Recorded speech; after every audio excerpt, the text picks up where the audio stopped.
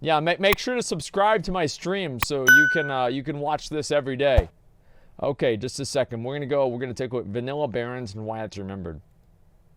The reason Vanilla Barrens, and to a lesser extent TBC and Wrath Barrens, is remembered so fondly by Horde players and was so popular was because of a combination of bad planning and zone design by Blizzard.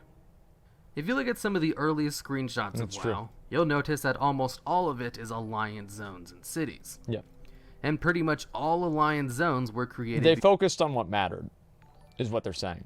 They focused on what mattered. There was like, you know, should we focus on the Alliance or, you know, like the Horde? Like, well, we're obviously going to focus on the Alliance. She is hot. Like, is that just me? But I mean, she's hot.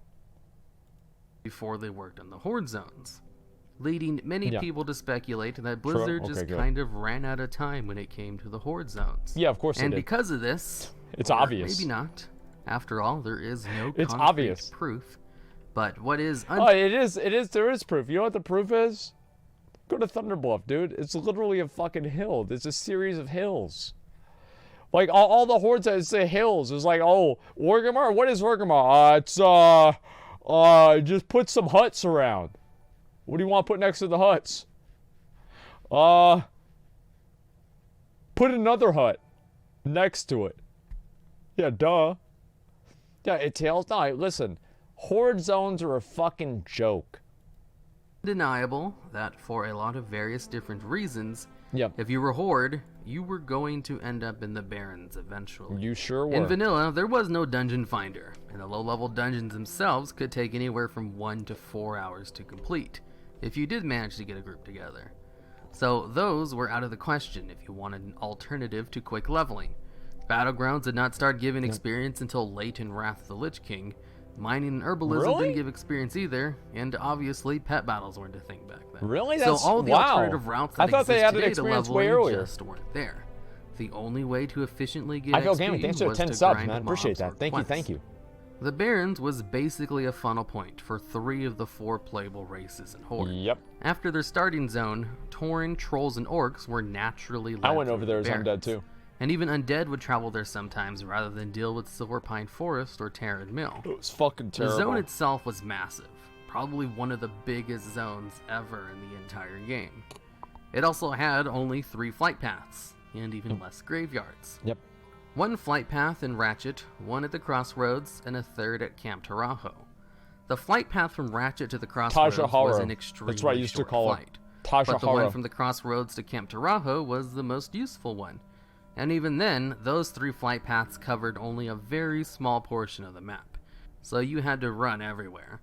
At that time, you didn't get a mount until level 40, and Old Barrens was notorious for sending you to all the very far corners of the zone for questing. That was the worst. So you were running marathons for everything. Actually, the fucking worst. In addition, it also had the largest level range of any zone, spanning 15 levels. So you pretty much had to go to the Barrens. You stayed there for a long time, and you had to do very long, boring runs to get to quests.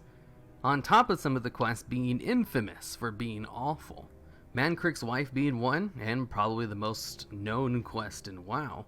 The Venture Coast Samaflange quests, the terrible That's actually a good question. What do you guys think is the most known quest in WoW? Like, that everybody knows? Is it Hogger? I feel like it's probably Hogger, to kill Hogger. Old Blanchy? No, nobody gives a fuck about Old Blanchy. Wrathgate? No, there's no way it's Wrathgate. Okay, I'd say like Manric or Hogger. Stalvin? No, there's no way. Like, yeah, because like the thing is, like, literally anybody that plays WoW would probably know about fucking Hogger. Let's see, Stolen Silver? No, yeah, it's Hogger, 100% Hogger. Escort quest, free from the hold. Yep. And collecting 4 zebra hooves with a very low drop chance, and various other similar low drop chance gathering quests. The Zebra, a quest that required you to do one simple little task. The Zebra. Go out zebra into the hooves. Barrens and kill zebra for 4 hoofs. Not so bad, right? I mean, each zebra has 4 hoofs, don't they? No, they don't. Well, actually, they don't have any. No, because this quest, if you focused on it, and only it, would take you about an hour to complete. Imagine that.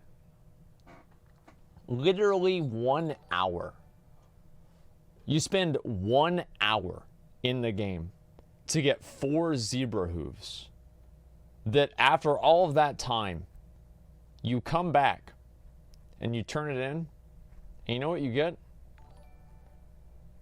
A pair of white leggings that have less stamina, that have no stats and less armor than what you already had. It's great. Absolutely amazing. The problem with the quest was twofold. One, there were not a lot of zebras, and they like to roam alone. And two, they had a really low chance to drop the hooves. So you had to go around and hunt down these little bastards, and then hope the RNG gods were on your side when you finally found one. Lost in Battle, one of the most infamous quests ever. The objective was simple, find out what happened to Mancrick's wife. Only this was in the time before there was a vast, readily available database. Nobody knew where the fuck it was. So in order to find his never wife, completed this. You'd have to dig through pages of comments and message boards or forums, since her body was not in an obvious location. Yep. Mancrick gave you the quest here, and his wife's body is over here. Just randomly to the side of the road, not near any other quests, and very far away from Mancrick. The easiest way to find out where Mancrick's wife was to simply ask in chat. And Barrens being the most populated zone in those days, you had plenty of people more than willing to help you locate Mancrick's wife. Yep. But after the question has been asked for maybe the 10th time in the past 30 minutes, people would start giving not so serious answers, which would then devolve into more off-topic discussions, most of which involving various links to certain legendary weapons, Donald Trump, and the tales and exploits of one known as Chuck Norris. And more importantly, Donald Barrens Trump. chat. All about him now. If Barrens isn't remembered for its terrible questing experience, because really I could go on and on about some of the other really terrible quests in the zone, the Barrens chat is what Trade Chat started out as. Yep. Random trolling, anal theory, blessed blade of the Windseeker, Dumbass motherfuckers. and other various this is what he's saying. And memes. Dumbass and motherfuckers. Since so many Horde players spent so long in this one zone, running very slowly all over the place because it was massive, and only had 2 relevant flight points, you had a lot of free time to chat while auto-running to the crossroads. Look at the fucking gun next to the zebra. Oh no. LFG your mom. Where's Azeroth? That's... Jesus Christ. And that is why Barrens is remembered. For Barrens chat. And its incredible leveling experience. Oh, and also Alliance raids. The Barrens chat might have been full of memes and childish trolling, but it was also full of the Crossroads is under attack. Yep. Since it seemed like the Crossroads we did that shit too. That was really fucking fun, man. That was so fucking why were the fun. Crossroads always under attack? Well, for a number of reasons. They only had level 40 guards. For one, the Alliance knew that there were a lot of Horde players in the Barrens. And not only that, but low-level Horde players. The Barrens also had a very crucial geographical flaw that Alliance zones of similar level did not have. Ratchet. This little city was neutral, had a boat to the Eastern Kingdoms, and a very short run to the Crossroads, which was nearby. The Crossroads is also where a majority of the quest givers were located, so just simply taking the easy and convenient boat to Ratchet, and running leisurely into the Crossroads and pulling the guards one by one, since at this time guards did not all Zerg attackers like they do today, a small group of max-level Alliance players could hold the Crossroads hostage for quite some time. You guys remember whenever we did this shit? And then we just basically completely took over? And then we had to leave because it was honestly getting sad. It was honestly getting fucking sad. The Horde just couldn't get anybody over there. It was just pathetic. And so they eventually, they had to stop playing. And we just had to go over to Orgrimmar or something like that. It was just so fucking embarrassing, man. And why not? It was easy to do. And you were almost guaranteed to get a few lowbie trolls, orcs, or taurens try and fight you because they didn't know any better. So it was easy pickings. Until the max level Horde players came in to clean house. The Crossroads was a site of constant world PvP. Depending on your server, there could be a couple of small-scale battles taking place every day.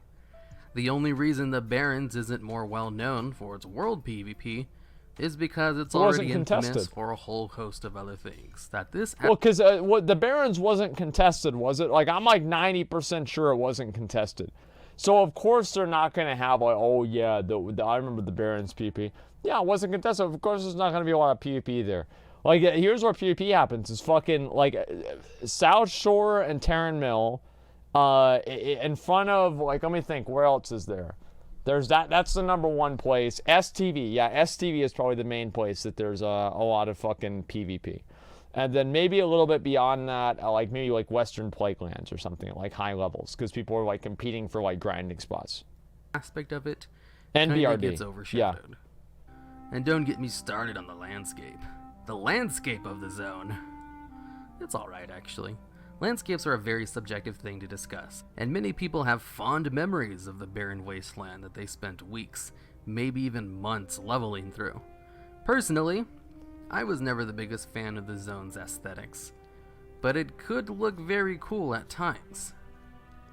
In Cataclysm, with the remake of the old world, the Barrens was cut in half and turned into 2 leveling zones, and each zone is about the same size as other regular size zones, which should tell you something about just how huge the old Barrens was. If splitting it in half made each new zone only normal sized. Okay. And with the splitting of the zone, most of the old qualities of vanilla Barrens are gone. You no longer I never liked that. Like, Blizzard totally fucked up by letting this shit happen before they had the technology to have the 2 separate zones at the same time. They totally fucked up by not doing that.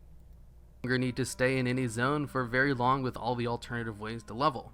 And with Dungeon Finder being available at level 15, most players totally skip it altogether. So Barrens chat isn't even a thing anymore. Blizzard fixed pretty much all the old quests to no longer be absolutely terrible. So no more spending an hour killing zebras for 4 hoofs. And guards in low-level towns are actually a threat now. So it's not as easy to take the crossroads as it once was. So world PvP is almost non-existent there anymore. With Blizzard making changes to the zone to fix its many problems, they got rid of what made it unique. Yep. But that's not always a bad thing. Sure, we'll never have the old Barrens again, because most of the things that made it such a heavily traveled zone were because of bad zone design. So would you even want that again? Is it better to have a good zone that's kind of forgettable that hardly anyone goes to? Or a bad zone that everyone's forced to go to? Because that's what Old Barrens was. It's better to have a bad zone that everybody is forced to go to. That's what it is. That's honestly the truth. Is it's so much better to have a shit-ass zone, a shit-ass garbage zone that everybody fucking has to do it.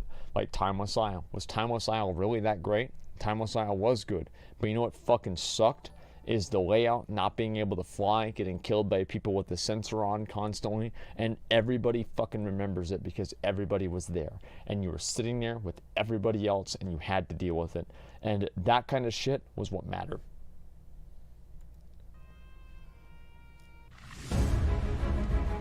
When we go, vanilla questing and why it was remembered.